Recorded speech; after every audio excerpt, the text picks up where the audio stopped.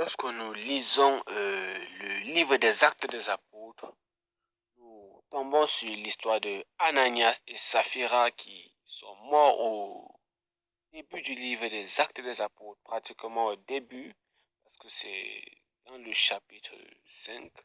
C'est pratiquement au début du livre des Apôtres, parce que ce livre des Actes des Apôtres a environ 28 chapitres. Donc, le mystère qu'on peut tirer derrière cette mort, c'est qu'en fait, dans l'Ancien Testament, en fait, des gens mouraient pour des péchés graves. Donc, il y avait des lois disant que si tu as tué quelqu'un, on doit te tuer. Si tu as combien d'adultères, on doit te tuer.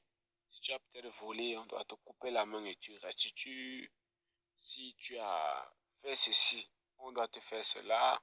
Donc, il y avait différents châtiments pour les péchés.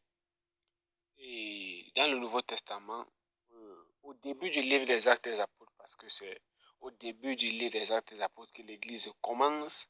Donc, la mort d'Ananias et Saphira, c'était pour nous montrer que, à cause d'un mensonge, dorénavant, dans la Nouvelle Alliance, la mort est entraînée.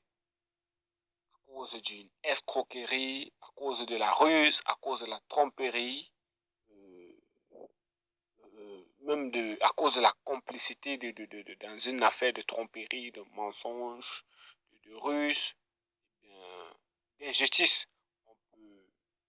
Enfin, pas qu'on peut mourir, c'est la mort qui est assurée. Donc, c'est pour nous dire qu'il y a plus de petits péchés, de grands péchés.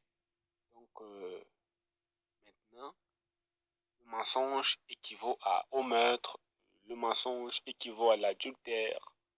Donc, c'est pour ça que Paul pouvait dire dans le livre, l'Épître aux Romains, car tous ont péché, ils sont privés de la gloire de Dieu. Et disant dans Romains 6, verset 23, que le salaire du péché, c'est la mort.